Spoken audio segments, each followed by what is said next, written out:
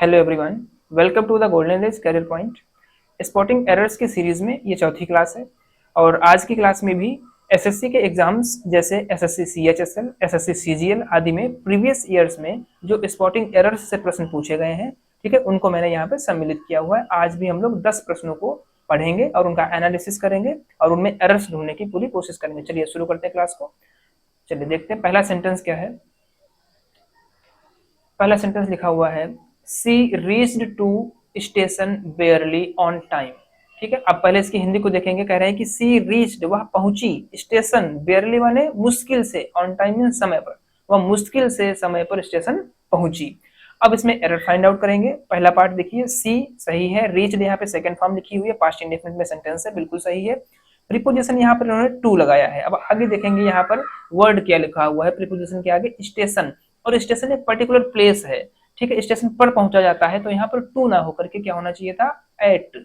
Preposition क्या होना चाहिए, एट द स्टेशन। ठीक है, बेयरली मतलब मुश्किल से, ऑन टाइम माने समय पर। एरर किस पार्ट में हो गई, पार्ट ए में। ठीक है, टू की जगह पर एट होना चाहिए था। चलिए नेक्स्ट सेंटेंस देखते हैं। सेंटेंस नंबर 2 पढ़ेंगे। पहले क्या लिखा हुआ है, needlessly to say we need more environmentalists on this planet. ठीक है, हिंदी समझते हैं। देखिए, नीडलेसली शब्द यहाँ पर अर्थ तो यही निकल रहा है कि नीडलेसली टू से कहने की आवश्यकता नहीं है कि हमें आवश्यकता है अधिक। इन्वायरमेंटलिस्ट मीन्स होता है पर्यावरणविद, जो पर्यावरण की जानकारी रखते हो। ठीक है, ऑन दिस प्लेनेट मीन्स इस ग्रह पर। पूरी हिंदी क्या हो जाएगी, यह कहने की आवश्यकता नहीं है कि हमें इस ग्रह पर अधिक से अधिक पर्यावरणविदों की आवश्यकता है। ठीक है, अब एरर फाइंड आउट करते हैं। यहाँ पर देखिए लिखा हुआ है नीडलेसली, यहाँ पर नीडलेसली नहीं होगा, क्या होगा, नीडलेस होगा। ठीक है, नीडलेस मतलब आवश्यकता नहीं है, टू से माने कहने की, कि हमें आवश्यकता है अधिक पर्यावरणविदों की इस ग्रह पर। तो एरर किस पार्ट में हो गई, पार्ट ए में। नीडलेसली के स्थान पर नीडलेस होना चाहिए। ठीक है, चलिए नेक्स्ट सेंटेंस। सेंटेंस नंबर 3 लिखा हुआ है, the person were duly rewarded for her bravery. ठीक है, अब देखेंगे, पहले हिंदी समझते हैं। कह रहे हैं कि पर्सन मीन्स क्या, कोई भी व्यक्ति हो सकता है। यहाँ पर जेंडर क्लियर नहीं है अभी। ठीक है, इस पार्ट में जेंडर क्लियर नहीं है।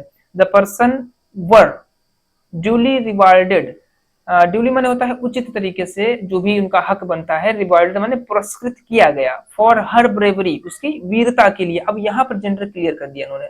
सब्जेक्ट क्या है, ये जो पर्सन है ये क्या है, ये कोई सी, ठीक है, कोई महिला है, लड़की है और सिंगुलर है।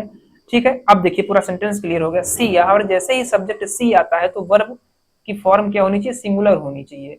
यहाँ पर जो ये टू बी वर्ब वर लगा हुआ है तो वर ना होकर के वाज होगा। ठीक है, she was duly rewarded for her bravery. इसमें भी पार्ट ए में एरर फाइंड आउट हो गई है। चलिए नेक्स्ट सेंटेंस देखते हैं। सेंटेंस नंबर 4 लिखा हुआ है, you don't have to invest on any fancy camera if you are not a photography buff. ठीक है, पहले हिंदी समझते हैं। कह रहे हैं कि you don't have to invest, आपको नहीं खर्च करना चाहिए, नहीं लगाना चाहिए, ठीक है, पैसा अपना, ऑन एन फैंसी कैमरा, एक फैंसी कैमरे पर, इफ यदि, you are not a photography buff, अगर आप एक फोटोग्राफर, मतलब अगर आप फोटोग्राफर नहीं बनना चाहते हैं, ठीक है, शौक नहीं है अगर आपका फोटोग्राफी का, तो आप एक फैंसी कैमरे में अपना धन इन्वेस्ट मत करिए। ये इसकी हिंदी हो गई।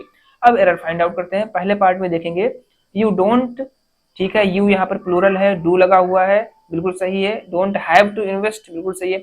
अगले पार्ट में यहाँ पर ऑन, ठीक है, प्रीपोजिशन। यहाँ पर देखिए एन क्या है, ये आर्टिकल है। एन क्या है, आर्टिकल है। ठीक है, और आप लोग जानते हैं आर्टिकल्स कितने होते हैं, दो प्रकार के होते हैं, डेफिनेट आर्टिकल और इनडेफिनेट आर्टिकल। ठीक है, इनडेफिनेट आर्टिकल, डेफिनेट में क्या आता है, सिर्फ द, ठीक है, और इनडेफिनेट में दो आ जाते हैं, एक ए होता है और एक एन होता है। इन दोनों का यूज आपको पता होना चाहिए। देखिए सिंगुलर के पहले तो यूज ही होंगे, क्योंकि ए मीन्स एक ही होता है ना। कहाँ पर यूज होते हैं, अगर किसी वर्ड का प्रोनाउंसिएशन अगर करते हैं और उसके प्रोनाउंसिएशन का जो पहला लेटर है, अगर वो हिंदी वर्णमाला का क्या है, स्वर है। हिंदी वर्णमाला में स्वर कहाँ से कहाँ तक होते हैं, आ से लेकर के कहाँ तक होते हैं, आ तक। ठीक है, अगर इनमें से कोई प्रोनाउंसिएशन का वर्ड क्या नाम है उसका लेटर निकल रहा है, तो उसके पहले हम लोग क्या लगाएंगे, एन लगा देंगे। अगर नहीं निकल रहा है तो ए लगा देंगे। ठीक है, एक इसके पहले लगता है व्यंजन, इंग्लिश में बोलते हैं कॉन्सोनेंट, और स्वर को इंग्लिश में क्या बोलते हैं, वोवेल। ठीक है, तो यहाँ पर देखेंगे हम लोग फैंसी, और फैंसी का जब प्रोनाउंसिएशन कर रहे हैं तो पहला वर्ड क्या निकल रहा है, यहाँ पर पहला लेटर क्या निकल रहा है, हिंदी वर्णमाला का फ निकल रहा है, और ये एक व्यंजन है, इसलिए यहाँ पर आर्टिकल क्या हो जाएगा, एन के स्थान पर ए। ठीक है, ये आपने एरर यहाँ पे फाइंड आउट करी ऑप्शन नंबर बी में। चलिए नेक्स्ट सेंटेंस देखते हैं। सेंटेंस नंबर 5 लिखा हुआ है, Roshni always want to get the best of facilities whether she deserves it or not. ठीक है, यहाँ पर लास्ट में क्या है, नो एरर। पहले इसकी हिंदी को समझते हैं, अनुवाद समझते हैं। कह रहे हैं रोशनी ऑलवेज वांट टू गेट, रोशनी हमेशा चाहती है, टू गेट माने प्राप्त करना, बेस्ट माने सबसे अच्छी, फैसिलिटीज माने सुविधाएं, वेदर मीन्स होता है चाहे वह इसके लायक हो या ना हो। ठीक है, अब देखिए इसमें एरर ढूंढते हैं। पहले पार्ट में क्या है, रोशनी सब्जेक्ट हो गई, ऑलवेज वांट यहाँ पर वर्ब है, क्योंकि ये वाक्य हमारा प्रेजेंट इंडेफिनिट में है तो ये जो वर्ब है ये सब्जेक्ट के अकॉर्डिंग लगेगी। अगर हमारा सब्जेक्ट प्लूरल होता तो यहाँ पर बिल्कुल सही था, लेकिन रोशनी क्या है, सिंगुलर है, तो वर्ब में एस या ईएस को लगाना यहाँ पर आवश्यक हो जाएगा, और वांट में क्या लगेगा, एस लगेगा। ठीक है, तो Roshni always wants to get the best of facilities whether she deserves it or not. तो एरर किसमें हो गई, पार्ट ए में हो गई। ठीक है, वांट के स्थान पे क्या होना चाहिए था, वांट्स होना चाहिए था। चलिए नेक्स्ट सेंटेंस देखते हैं। सेंटेंस नंबर 6 लिखा है, Rohan's mother advised him not to drive the car lately at night. ठीक है, नो एरर आगे है, एक मिनट रुकिएगा। हाँ अब देखें, drive the car lately at night, last में क्या है, नो एरर। पहले इसकी हिंदी को समझते हैं। कह रहे हैं कि रोहन, अब देखिए यहाँ पर एपोस्ट्रोफी एस लगा हुआ है ना, इसको बोलते हैं एपोस्ट्रोफी एस, इसका मतलब क्या होता है, संबंध बताना। ठीक है, तो रोहन की माता जी ने एडवाइज मीन्स सलाह दी। ठीक है, हिम माने उसे, किसे, रोहन को, रोहन की माता जी ने रोहन को सलाह दी, not to drive the car, car को मत चलाना, लेटली एट नाइट, देर रात तक। ठीक है, देर रात में। अब यहाँ पर मिस्टेक, एरर देखते हैं कहाँ पर है, रोहन्स मदर एडवाइज्ड। ठीक है, यहाँ पर देखिए कोई मिस्टेक नहीं है, सब्जेक्ट हो गई, यहाँ पर सेकंड फॉर्म लगी हुई है क्योंकि पास्ट इंडेफिनिट में सेंटेंस है ये, और हिम यहाँ पर रोहन के लिए आया हुआ है, ऑब्जेक्टिव केस का प्रोनाउन बिल्कुल सही है। नॉट के बाद में टू, नॉट टू ड्राइव। ठीक है, the car lately at night, यहाँ पर ये लेटली नहीं होगा, क्या होगा, लेट होगा, LATE, लेट एट नाइट। ठीक है, एडवर्ब नहीं लगेगा, यहाँ पे क्या लगेगा, लेट लगेगा, क्योंकि लेटली का मतलब क्या हो जाता है, लेटली का मतलब होता है हाल ही में। ठीक है, लेटली का मतलब क्या होता है, हाल ही में, और लेट का मतलब होता है देर। तो यहाँ पर सेंस के अकॉर्डिंग क्या लगेगा, लेट लगेगा। रोहन की माता जी ने उसे सलाह दी कि देर रात में कार मत चलाना, तो एरर किस पार्ट में है, पार्ट सी में। यहाँ पर लेटली के स्थान पर क्या होना चाहिए, लेट होना चाहिए। चलिए नेक्स्ट सेंटेंस देखते हैं। Sentence number 7,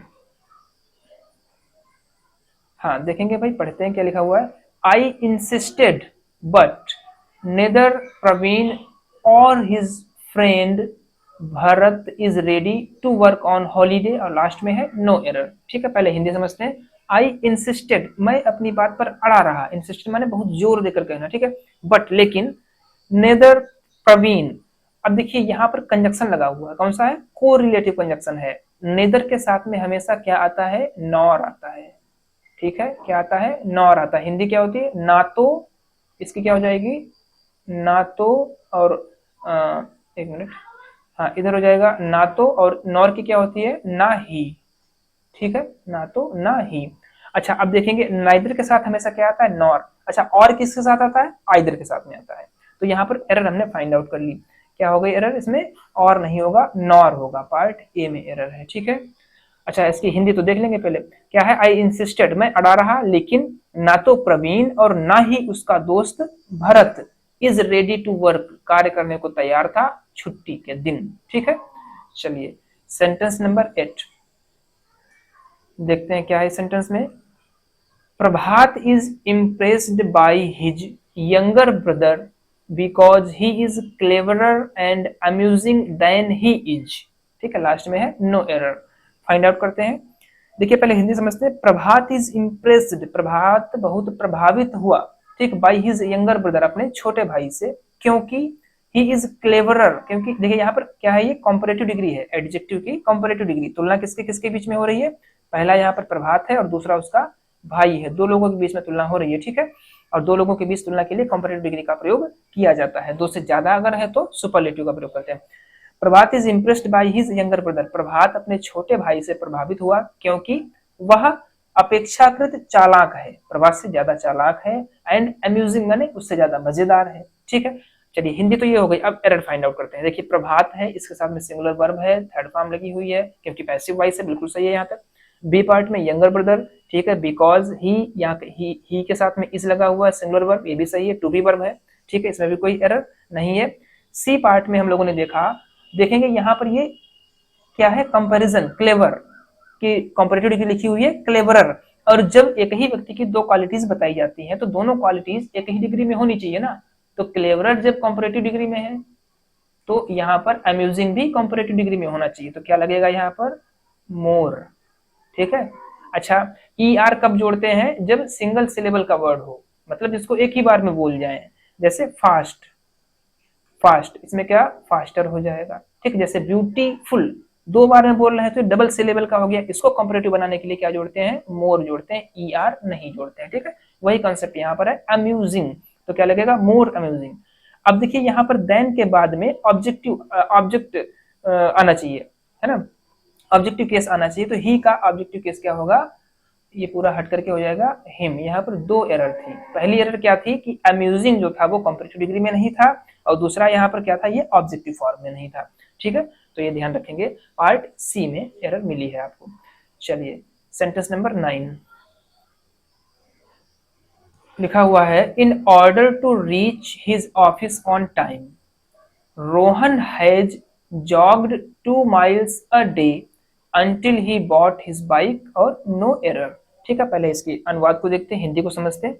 in order to reach his office on time, देखिए इन ऑर्डर टू का मतलब होता है किसी कार्य को करने के क्रम में, तो क्या कर रहा है ये, ऑफिस मतलब कार्यालय समय पर पहुंचने के लिए क्या करना पड़ता है, Rohan has jogged 2 miles a day, Rohan एक दिन में कितना चलता है, 2 मील की दूरी जॉगिंग करके तय करता है, मतलब तेज चाल करके, ठीक है।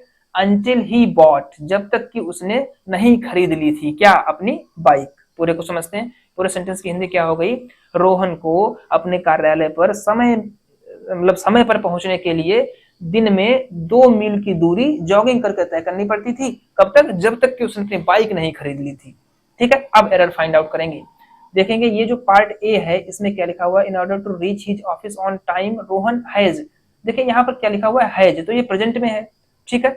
और पार्ट सी में हम लोगों ने देखा ही के साथ, देखो ही आया तो रोहन के लिए ही है, ये ही कौन है, ये रोहन है ना, तो रोहन ये वाला जो है पार्ट यहाँ पर सेंटेंस का ये दिया गया है हमारा पास्ट इंडेफिनिट में, है ना, ये वाला पार्ट किसमें है, पास्ट इंडेफिनिट में है, ठीक है।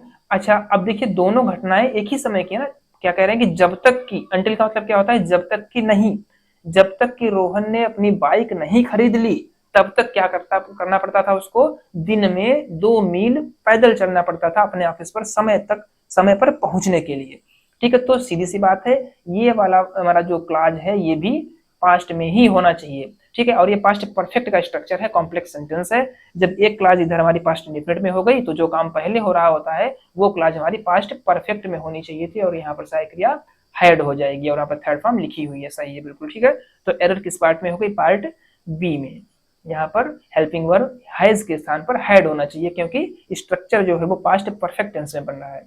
चलिए नेक्स्ट देखते हैं, सेंटेंस नंबर 10 क्या कहा गया है, not only her husband but even her father also find her selfish, ठीक है।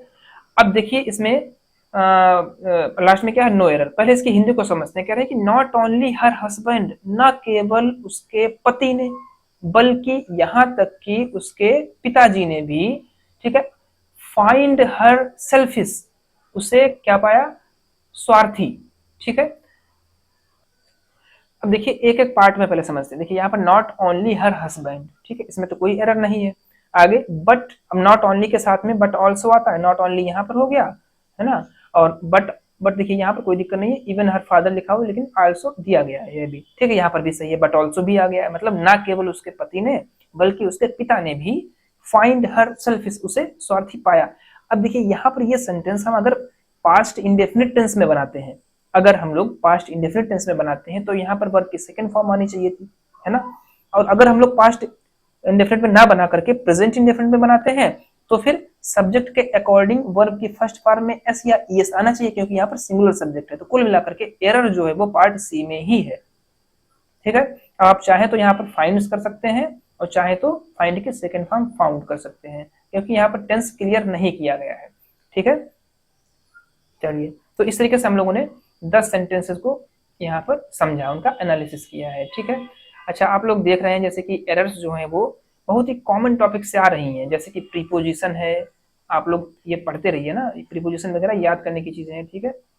समझ भी सकते हैं, लेकिन अगर आपके पास थोड़ी बहुत वर्ड होंगे तो तभी समझ सकते हैं, ठीक है। प्रीपोजिशन से आती हैं, आर्टिकल्स से, ठीक है, आर्टिकल टॉपिक अच्छे से तैयार करना है आपको। और क्या है, वर्ब, ठीक है। वर्ब में क्या हो जाएगा, टेंस वगैरह है, ठीक है, एक्टिव पैसिव है, ठीक है, आगे डायरेक्ट एंड इनडायरेक्ट है, बाकी सेंटेंसेस का स्ट्रक्चर जो भी, बस इतनी ही कॉमन सी एरर्स में पूछी जाती हैं। तो तैयारी को बेहतर रूप से जारी रखिए, बने रहिए गोल्डन डेज करियर पॉइंट के साथ। Thank you very much.